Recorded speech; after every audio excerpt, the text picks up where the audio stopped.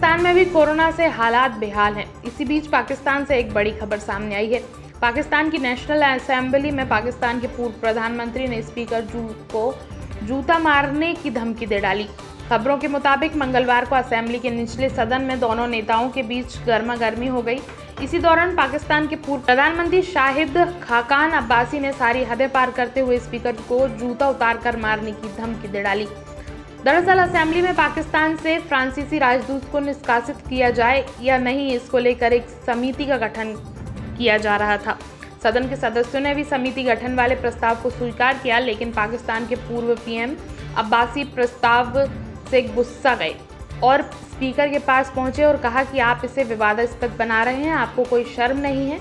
वहीं स्पीकर ने उन्हें शांत रहने को कहा, जिसके बाद अब्बासी आग बबूला हो गए और कहा कि अपना जूता उतार कर तुम्हें मारूंगा। इसके बाद स्पीकर ने भी कह दिया कि मैं यही करूंगा, अपनी सीट पर बैठ जाओ। यूपी के मुख्यमंत्री योगी आदित्यनाथ ने बड़ा फैसला लेते हुए कहा है कि राज्य में 18 साल से अधिक उम्र वालों के लिए कोरोना की वैक्सीन फ्री लगाई जाएगी। मंगलवार की शाम को ऑनलाइन हुई कैबिनेट की बैठक में योगी सरकार ने बड़ा फैसला लिया है। बैठक में योगी आदित्यनाथ ने पीएम मोदी को 18 साल से अधिक उम्र के लोगों को कोरोना टीका लगाने की इजाजत देने को लेकर उनका धन्यवाद किया। योगी ने कहा कि मोदी सरकार के इस फैसले से कोरोना के प्रबंधन में काफी सहायता मिलेगी। ऐसे में कोरोना पर काबू पाया जा सकता है। कोरोना हे भगवान कब भागेगा ये कोरोना, कितनों की जान लेगा ये कोरोना। हे भगवान, कोरोना से सभी को बचाना, रक्षा करना, ऐसी दया की भीख अब हर जुबान से निकलने लगी है। शमशानों में अपनों को खोकर लोगों का एक ही कहना है कि हे भगवान जरा रहम कर, रक्षा कर। हमारी ऐसी ही कुछ हाल मध्य प्रदेश के हो चुके हैं। राजधानी भोपाल में मौतों ने रिकॉर्ड ही तोड़ डाला है। बीते मंगलवार को राजधानी भोपाल में 148 शवों के अंतिम संस्कार से पूरा का पूरा शहर रो पड़ा। राजधानी भोपाल में इस वक्त हालात ऐसे हैं कि शहर के बड़े से बड़े और गली कूचों में खुले छोटे अस्पताल मरीजों से भरे पड़े हैं। शहर के अस्पतालों में बेड की मारामारी है तो ऑक्सीजन के सिलेंडर तक नहीं है, जिसके चलते लोगों की अब सांसें थमने लगी हैं। बीते मंगलवार को भोपाल के भदभदा घाट पर 94 शवों का अंतिम संस्कार किया गया। वहीं सुभाष विश्राम घाट में 40, छदा कब्रिस्तान में 14 लोगों को सुपुर्द खाक किया गया। लेकिन सरकारी आंकड़ों पर गौर किया जाए तो आंकड़ों में सिर्फ 5 लोगों की मौत हुई है। लेकिन विश्राम घाट और कब्रिस्तान के आंकड़े देखे जाएं तो मौतों का तो अंबार लगा हुआ है।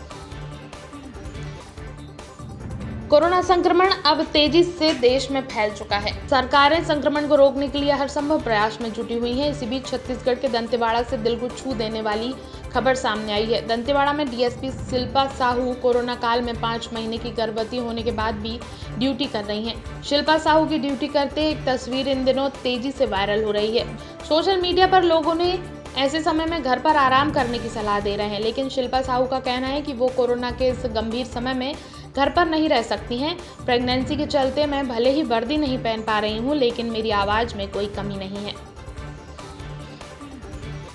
बिहार की राजनीति का सबसे बड़ा चेहरा माने जाने वाले लालू परिवार को काफी लंबे समय बाद राहत मिली है। अब 4 दीवारी से बाहर आ गए हैं। इसी खुशी में नेता लगातार नीतीश सरकार को मायूस करने वाली भविष्यवाणियां कर रहे हैं। हाल ही में लालू की बेटी और दामाद ने ऐसी बात बोल दी कि जिससे नीतीश सरकार की टेंशन बढ़ना लाजमी है, और अगर ये बात सच हुई तो नीतीश की कुर्सी खिसक भी सकती है। झारखंड हाईकोर्ट ने लालू को जमानत क्या दी कि पूरे परिवार की खुशी का तो ठिकाना ही नहीं रहा। राबड़ी देवी से लेकर तेजस्वी यादव, तेज प्रताप यादव तक सभी लालू को राहत मिलने की खुशी मना रहे हैं। यहाँ तक कि तेज प्रताप ने तो पिता की रिहाई के बाद नीतीश सरकार की विदाई की भविष्यवाणी तक कर डाली, लेकिन लालू की छोटी बेटी और दामाद तो उनसे 2 कदम आगे निकले। उन्होंने तो सीधा देश की सियासत हिलाने की बात कह डाली है।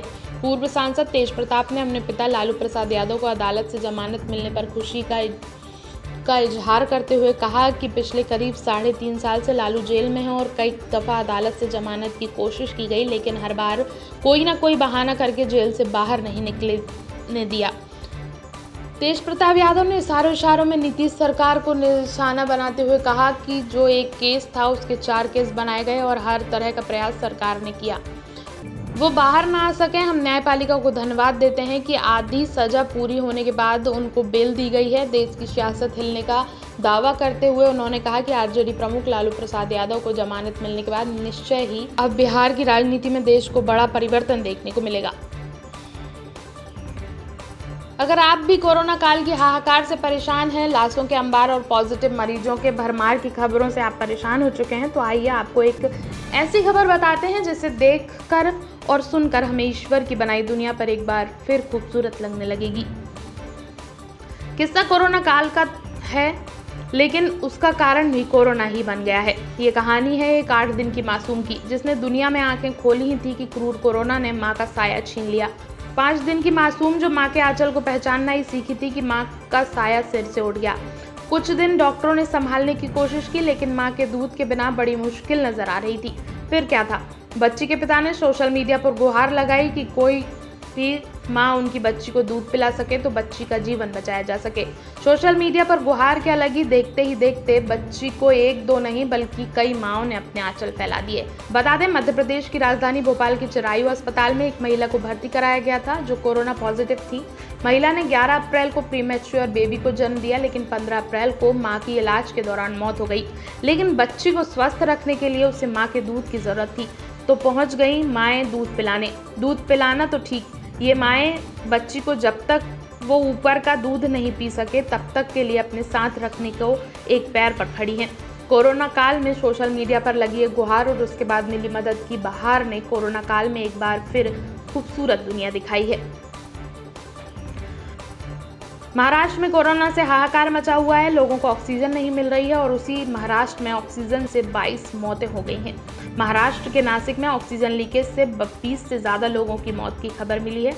नासिक के जाकिर हुसैन अस्पताल में टैंकर से ऑक्सीजन लीक होनी शुरू हुई थी, जिसके बाद दमकल की टीम मौके पर पहुंची थी और टीम ने ऑक्सीजन के लीकेज पर काबू पाने की कोशिश की। कड़ी मशक्कत के बाद ऑक्सीजन लीक पर काबू पा लिया गया है। वहीं टैंक से ऑक्सीजन लीक के दौरान कुछ मरीजों की ऑक्सीजन की सप्लाई प्रभावित हुई है।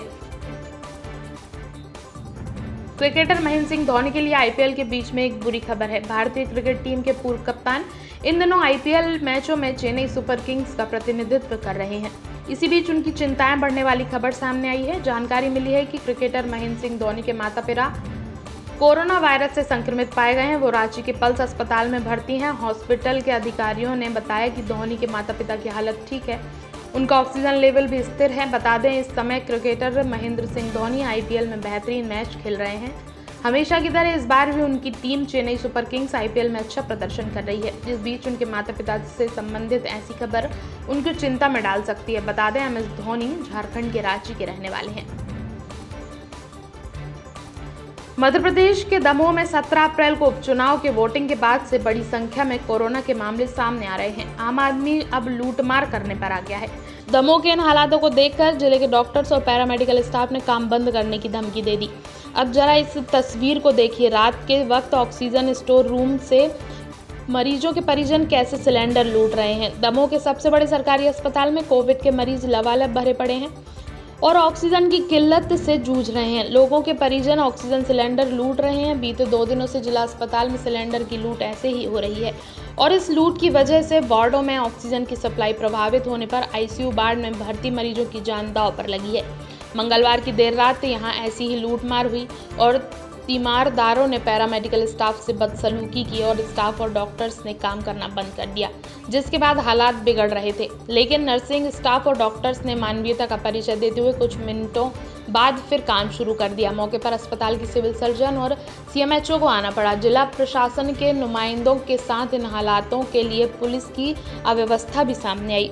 सोमवार को भी इसी तरह की स्थिति बनी थी, जिसके बाद सिविल सर्जन ने अस्पताल परिसर और खास तौर पर ऑक्सीजन स्टोर रूम में सुरक्षा की मांग की थी, लेकिन ध्यान नहीं दिया गया, जिसके बाद सिविल सर्जन जिसके बारे में सिविल सर्जन चीख कर बता रही थी। इन हालातों को देखकर अब सिविल सर्जन कह रही हैं कि ऐसा हुआ तो वो काम बंद कर देंगी।